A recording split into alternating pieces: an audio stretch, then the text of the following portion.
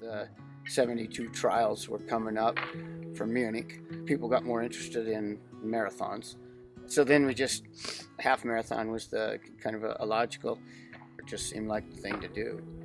Do you remember how many folks ran that first race? I'm not even sure there was 30. It may have even been 15 or 20, and I don't believe we had any women running at that time. I think you won it the first time it was officially timed. Yes. I think I won it a couple times. I don't remember. The first year it was run, was it timed or it was just done as a training? Yeah, I was about to stop watching the ticker, Things are always timed. And it was that way for most of the races. And it probably cost us $2.50 to run. And you got a t-shirt if you finished, right? Oh, yeah. Only if you finished. Yeah. Chance, you remember roughly what your time was on that first running of the race? I don't.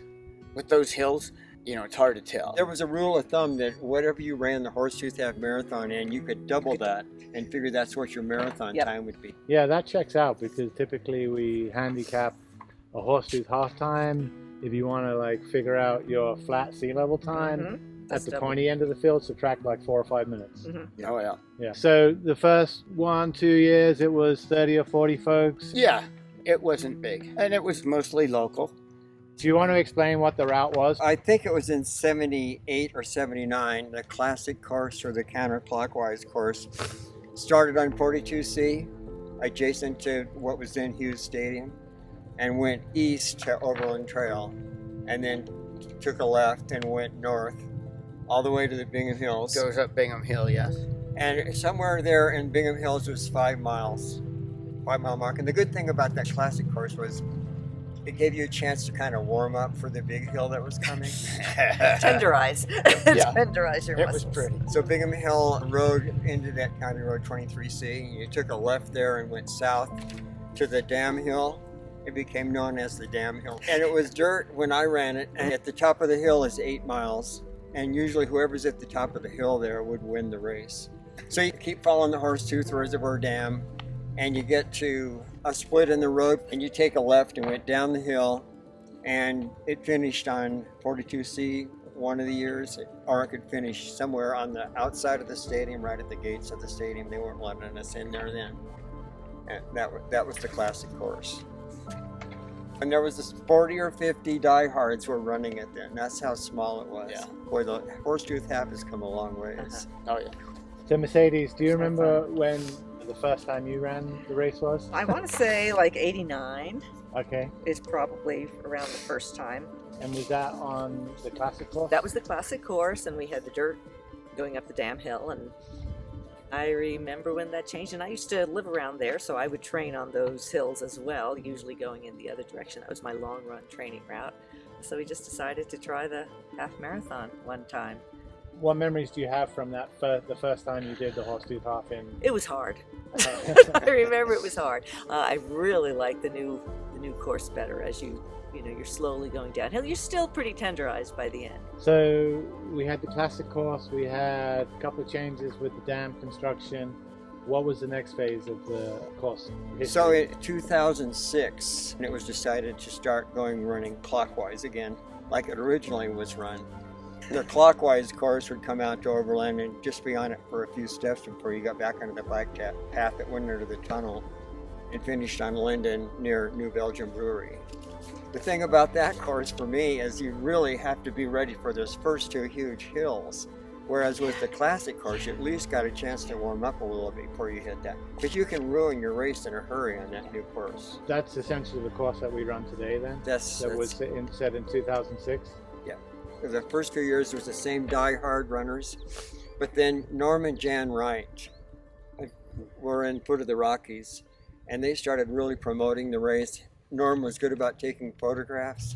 And it actually, one of his photographs ended up in Runner's World as one of the most difficult half marathons, but the most scenic half marathon. That's my main memory, that the Horsetooth Half is both the longest and the shortest half marathon. It's longest in time, but it's so interesting that it just goes by. And I remember them also being concerned about the race falling apart because you weren't getting enough people. Yeah, and it was now lucky it's to survive. in the totally opposite direction. Dominic Career holds the course record at 106.51. He's from Kenya. The women's record is held by Sarah Vaughn from Boulder. Ran a 1:15.16 in 2021. And then the record for the mountain, the Monster Mountains, held by Tyler McCandless. He ran at 9:54 up that hill. And Ivy Cabet for the women, 11:27. Andy Ames won it the most times. He won it 4 times. John, can you talk a little bit about how the timing has changed? Yeah, so originally, the first year it was run, I think we had tick sheets with the times on the top and hours and minutes and seconds, and would tick off that time and try to write down the person's name that finished. And then that graduated from that to where you would have a tear tag on your number. They come into the chute, it gets pulled off, they stay in line, it gets put on a spindle, and then the spindle gets taken over to the timer. And the timer wands it in with the barcode reader so that it's in place, and that pops up on the computer screen so he can print out results. And that went on till 2011 when Run Limited was hired to time, and we did state-of-the-art timing with the thin tag or the chip on the number on the back of the number on the chest. So we've progressed from tick sheets timing to state-of-the-art timing, where when you run across the mat now, you can look on your mobile phone and get your time. Like 2 seconds. Yeah. So it's come a long ways. Yeah. Horsetooth Half has come a long ways in 50 years. But the club has come a long ways from when I was first over here. It seemed like for years it was the same 130 people, and now it's up to 1,000. Close. Just under. Yeah. Hey, why don't we finish up with some advice on how to race the Horsetooth Half? Do you want to go, Mercedes? Of course. Don't go out too fast. The basic. Don't go. Yeah, don't go out too fast. Remember, there's a lot of hills. Pace yourself. If you go out too fast on the first 2 hills, your race can be over quickly. And you need to, like with any long distance race, you need to take water. You need to hydrate. Be sure and hydrate along the way. If you have somebody to run with, that usually helps. The finish is fantastic. You come around a corner off the bike path onto Linden, and there's this huge crowd and beer awaiting you. I started timing myself going up either Maniac Hill or the Monster Hill. I would time myself going up and see what I felt like when I got to the top. And if I ran it like 30 seconds slower, I felt better going back down. So if you blow it all out going up the hill, you can't run down the hill. If you're really trying to race the course on those hills, you do want to have enough so that when you get to the top of the hill, you keep it going. Because oftentimes people are tired. That's when you can pass a lot of people, is at the top of a hill if you keep going on down the hills and not let up.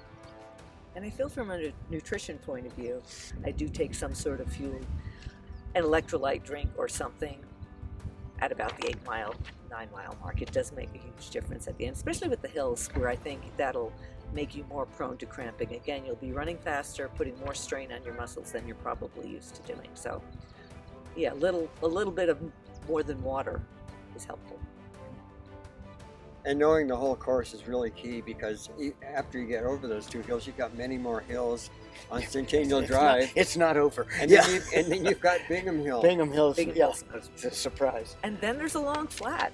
Yeah. Your last 3 miles, feeling good, and boy, at the 10-mile mark, you can really start tanking. That's when I think I've usually passed people. I was going to mention about this year's race. The running club has really come forth and put a lot of money into it. And the first place woman and the first place male are going to get $1,370 as first place prize. And it goes 8 deep. Is money 8 deep? And that's brought in a lot of elite runners.